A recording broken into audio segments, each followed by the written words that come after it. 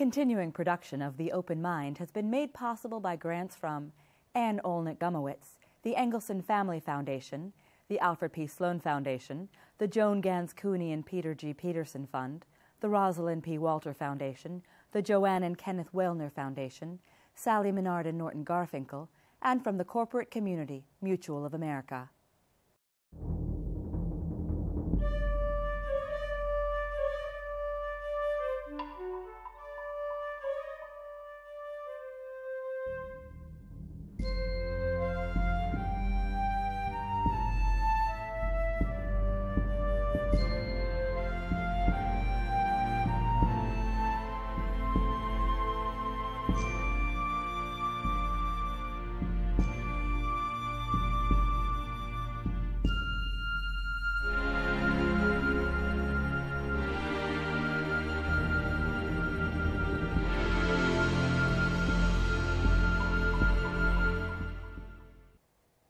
I'm Alexander Hefner, your host on The Open Mind. Conservative intellectuals from William F. Buckley Jr. to Milton Friedman have graced this broadcast in its ongoing exploration of public innovators and their ideas. Descending from their worldviews, our guest today, former two-term Indiana governor, whom the Republican Party desperately wanted as its presidential nominee in 2012, Mitch Daniels forewent what he detests as the increasingly poisonous national political scene. Instead, Governor Daniels doubled down on his and Indiana's success story of fiscally responsible investment in education, becoming the 12th president of Purdue University, the state's prestigious flagship. Today we'll probe with President Daniels the politics of education policy and his own achievements at Purdue: a tuition freeze amid record student loan debt, the establishment of a Gallup-Purdue index to account for the true value of a college degree, and a vast acceleration in research. No doubt Daniels is governing Purdue with his trademark grow or else strategy, his commitment to free enterprise and free speech too, and his reputation as the fiscal blade. So here's my first question to President Daniels, Governor Daniels. How can he prevent what he laments as the savagery of our politics from infecting the college commons? And welcome to you, sir. Well, I thank you. It's an honor to be here. This program has such a proud history. I'm proud to just have a small part in it. You say I detest, I guess I'd say deplore the state of play in our national conversation, not just because it's distasteful but more because it's preventing, at least for the moment, our dealing with some really very large problems, national problems, that we can return to that if you like. But I'm sad to say that, at least on too many campuses, there are too many similarities to a highly strident and intolerant mode of thinking and speech. In fact, in too many places, that is compounded by an enforced conformity of thought, which is doubly regrettable because that's the antithesis of what we believe universities are there for. Is this an illiberal liberalism that you depict? Certainly that we have seen this in far too many places. Highly ironic, again, that the universities, which should be the haven for nonconformist thought and for the free and open debate of ideas, in too many places you find people shouted down or disinvited, as we've seen recently. I hope that some of the excesses of that now have led to some movement back toward the free discourse that we ought to be so jealously protecting. From the State House to the President's office at Purdue, you've managed to erect an insurmountable support system for higher ed. How have you accomplished that as a fiscal disciplinarian? Oh, I don't know if I'd claim quite that, although I think... Claim what?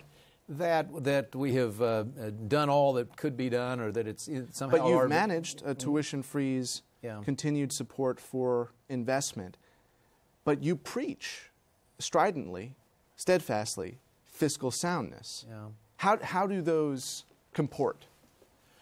I don't think you have one without the other, whether we're talking about the public space, the area in which I served all of Indiana, or the university. Ultimately, you can't outspend your income and not come to grief at some point. When you do that, sooner or later, you will penalize investment in the future when there's money runs out.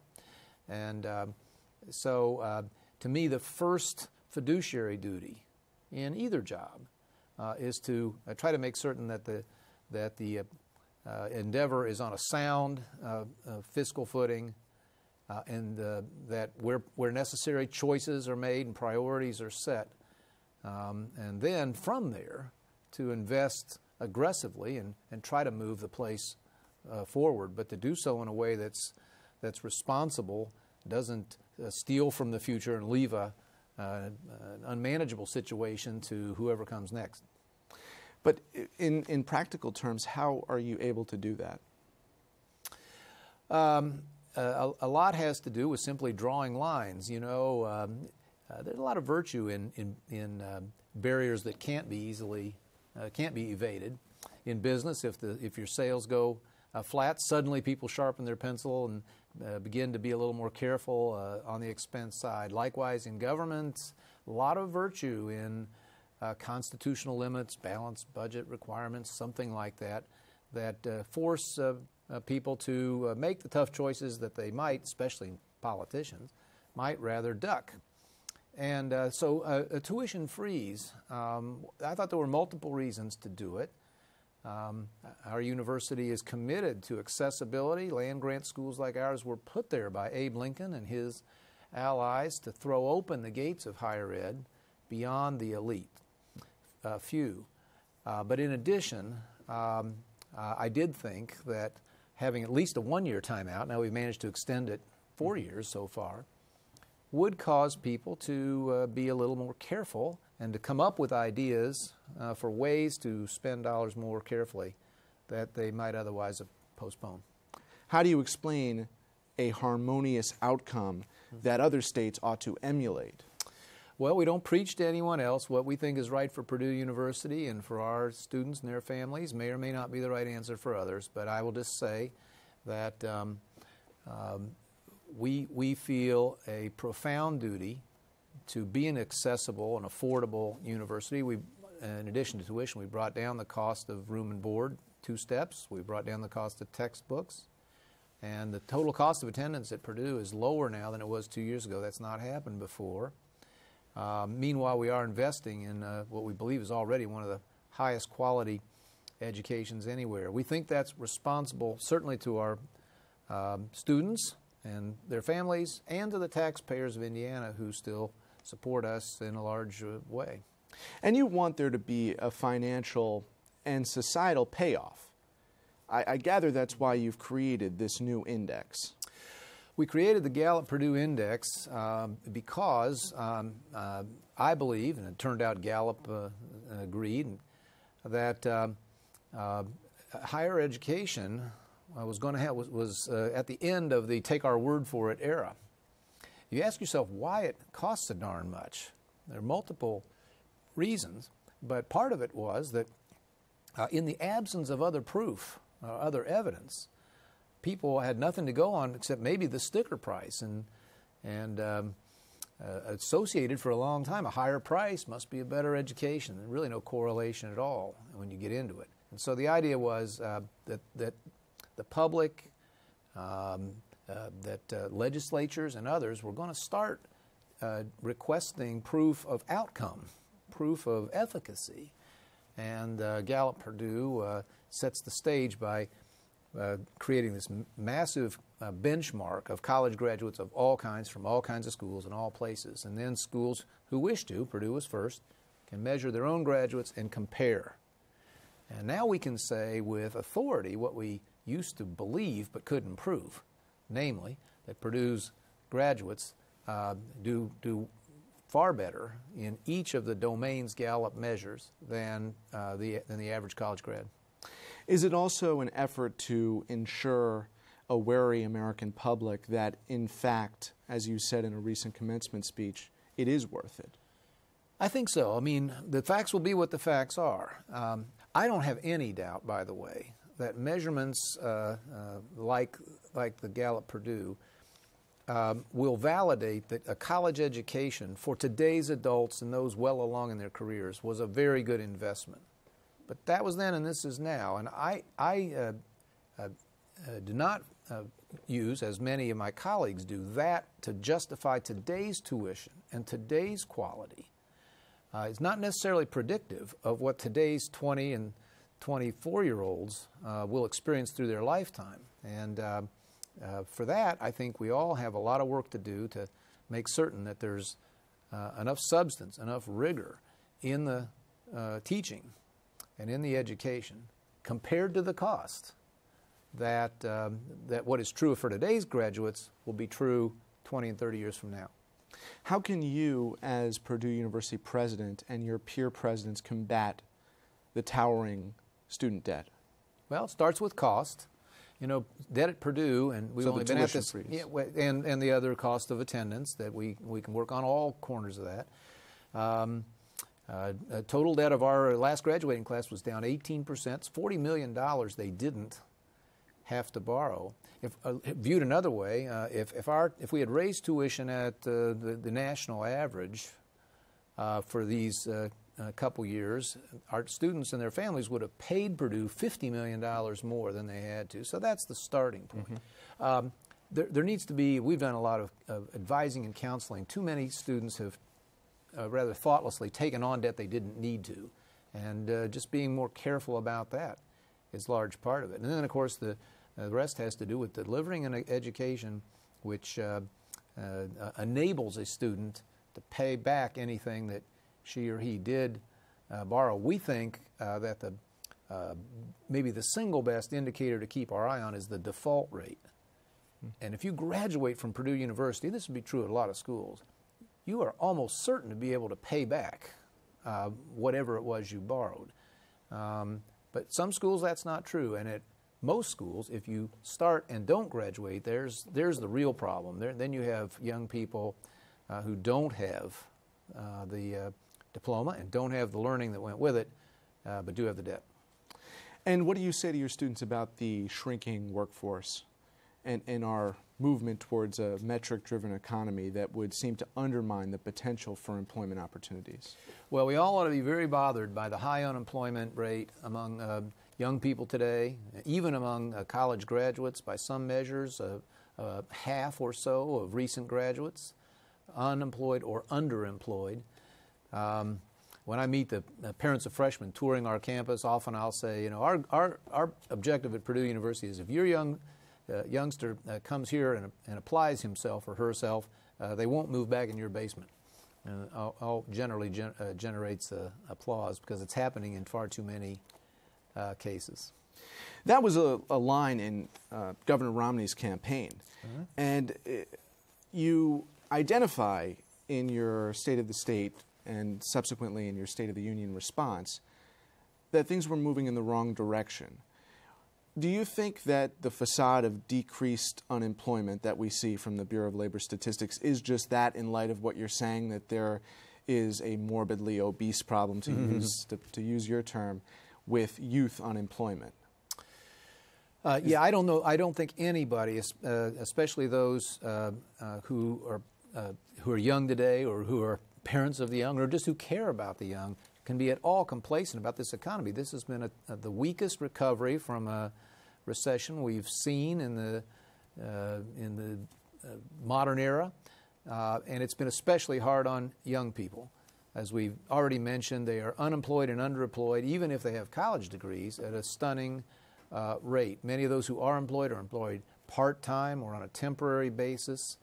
And more broadly, we have already dumped, we're talking about student debt, which is a huge problem, but every young person, whether they go to college or not, whether they took a student loan or not, is inheriting a mountain of national debt, which we, their elders, have run up for them, very inequitable, and ultimately will be very, very damaging to their future. So, yes, I think we have a serious generational equity question in the country that our national leadership in both parties has failed to even be honest about, let alone address effectively. That's what you characterize as a red menace, the blossoming debt. You said here in 2012, in that response, the president did not cause the economic and fiscal crises that continue in America tonight, but he was elected on a promise to fix them, and he can't claim that the last 3 years have made things anything but worse. Do you still believe that? I do.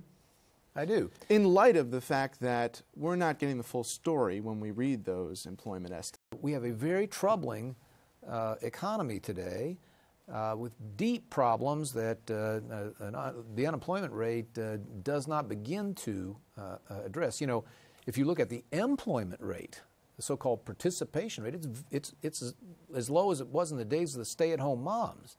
And so the number of people working is what really matters. And that is not encouraging either, not to mention these problems you correctly point out. We're counting part-time people, we're counting temporary people, we're counting people in very low-wage jobs. And so we got a lot of growing to do, particularly if today's young people are going to somehow be able to shoulder the debts that their elders have run up for them. What is that growth? Is it a political capital? Now that you're in the education sector, is it a willingness on the part of university presidents to challenge the status quo?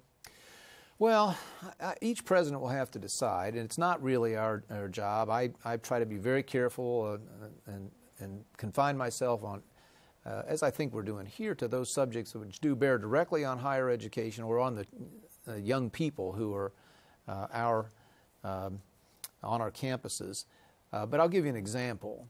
The heart of our long-term, I believe, existential danger as a society is in our debts, those that we have, those that we've scheduled for the near future. And the heart of those is the so-called automatic entitlement programs, swallowing the budget. They are crowding out spending on higher education. They are definitely crowding out spending on basic research of the kind we need, not just for our universities to thrive, but for our economy to continue innovating and leading. So I think it's appropriate, each president can decide for herself, himself, that we be heard from on subjects like that. You are the perfect intellectual spokesperson for this populist environment in which our politics resides today. I never used, and I wouldn't use today, the term populist necessarily to define what we were doing. Too often that connotes a divisiveness, a deep suspicion of establishments and so forth. I always tried to talk the language of common objectives. Now, economic growth in Indiana then, in our nation today for that matter, to me ought to be our number one priority. I really don't have much regard for those who lament inequality or the problems of the poor. On Monday, Wednesday, and Friday, and on Tuesday, Thursday, and Saturday, you're busy stopping everything that might unleash the growth potential of this economy, who are for more and more massive regulations and taxation and so forth. That's a legitimate point of view, but don't talk to me then about poor people or about income inequality, because you're standing in its way. So we always what is the hypocrisy there when you say that? Yeah, there's no way to have the economic opportunity, the upward mobility that we've always prized in America, and there's no way to keep that going at today's growth rates, 1% and 2%. Let alone pay these bills I keep ranting about here. And so, point I'm trying to make is that I always argued for our policies in Indiana, and I think one can argue for parallel policies nationally, always from the standpoint of the yet-to-haves in America. I don't accept the have-not dichotomy. The difference is between haves and those who are yet to have, and they should be our first focus. I used to give speeches all the time, and in front of successful audiences and so forth. I'd say, well, we're proud. Thank you all for being here. We're very proud of all you've accomplished. But let's don't forget that our concern is not about the people in this room. is about the people who would like to buy a ticket to an event like this, who would like to one day, if it's their choice, come to rooms like this. Now, I don't know a way to get to that outcome at 1% and 2% growth rates. And I think a genuine heart for low-income people, or for those students who would like to be able to afford to come to a school like ours right now, requires one, at this moment in our history at least, to, I sometimes say, call all the close ones, break all the ties in favor of economic growth. But far too many people take a very contrary point of view and seem to oppose almost anything that might unleash it. You said here in your exploration of the contemporary political landscape, the formidable difficulties of renewing the democratic spirit, in some sense of national unity, are compounded by the poisonous nature to which our national discourse has descended. Powerful words.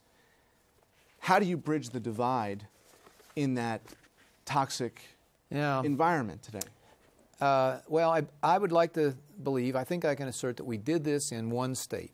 I don't know that that a level up nationally that it can work. I mean, I said from the very outset, I can remember making a statement in the first campaign I ever was involved in, as a primary, contested primary, that I remember saying that the first office I've ever run for, I want you to know before the voting that there's some things I won't do to win it. And the first of those was to attack anyone's motives or background or integrity. And we didn't do it. And, I'll tell you this, along the way, so there were 3 campaigns counting that primary. Many, many times I would point out to people, I said, one thing I'm happy about is that we have never made a negative commercial. We've never attacked anybody personally or anything even close to it. People would always applaud. And so, the political mercenary class that makes these things will always say, well, that's what works, and you're a fool if you don't do it. I can't say they're wrong nationally. That world that has become more and more of a jungle. Mm-hmm. But we in the event confined ourselves to explaining. We always said, well, let's campaign to govern, not just to win, and that meant, in the main, laying out ideas. If I said, let's play with the cards face up. If you vote for us and we're elected, we're going to do some big things. We're going to try some new things in the state. You deserve to know that now. And that worked out all right, but I can't tell you for sure that it would in any other place, or certainly not at another level. You're at the helm of a major university, and you're honest about the economic scenario, but you're also very cognizant of the impact you're having on a day-to-day basis. Mm-hmm. These students, and I'm wondering, in the potential of these students with whom you see regularly, what's your hope that they'll carry forward from Purdue? Oh, I have every confidence in the young people I see on our campus. They're going to succeed professionally. Again, ours is a tough school, hard school to get a good grade in. Sat out this phenomenon which they call great inflation, and I tell our students, be glad of that. When you leave Purdue University with a degree, the world's going to know that you learned something and you earned it. No, I'm very confident in them and in their generation as a whole. No, my concerns are basically with the world we have built for them or are leaving to them. And those of us who still have a little time to affect that, I hope will do so. Otherwise, in our last years, we will have to admit that we did not do right by the next generation, that we didn't give them the opportunities that they deserved. And what's the first order, as we conclude here, in averting this apocalypse that so many are concerned about when they think about both our political system and higher education? Again, I think it has to start with a commitment to that economic growth. Everything else depends on economic growth, including, for instance, environmental protection. Poor countries are never green. It's our wealth that has enabled us to have the new technologies and the new, buy the cleaner cars and all those sorts of things. And so understanding that the hopes and aspirations of low-income people, of new Americans who want to come here and pursue a better life, has to be to commit to that as our first priority. And too often in recent years it has not been. We simply have to face the fact that we cannot keep the promises made in the past, the irresponsible promises of the entitlement programs. And we ought to concentrate those programs on the people who are going to need the money. And rationalize them at least enough that they don't completely derail our national economy in the future as they're scheduled to now. And I think finally, though, to importantly but a little less tangibly, we really have to start speaking a language of inclusion and unity that's, for the moment at least, been crowded out of our national debate. We really will hang together or hang separately at some point as a nation, and I hope that everyone, folks in your profession, my new profession, certainly folks in our active public life, will think a little bit about the fact that if the real objective is to build a better America, we're going to have to do this by addition, by bringing together people as opposed to cleaving lines and leaving 50.1% on one side. It's not enough. In Indiana, we did an awful lot of things people said could never be done or hadn't imagined. And the lesson I drew was big change requires big majorities, and you better try to find ways to bring people together if you want to achieve that. We all need a little Hoosier in us, don't we? Well, we Hoosiers think there's a lot. There's a few things that we have to share. Thank you, Mitch. Enjoyed it, Alexander. Thank you. And thanks to you in the audience. I hope you join us again next time for a thoughtful excursion into the world of ideas. Until then, keep an open mind. Please visit the Open Mind website at 13.org/openmind to view this program online or to access over 1,500 other Open Mind interviews. And do check us out on Twitter and Facebook at Open Mind TV for updates on future programming.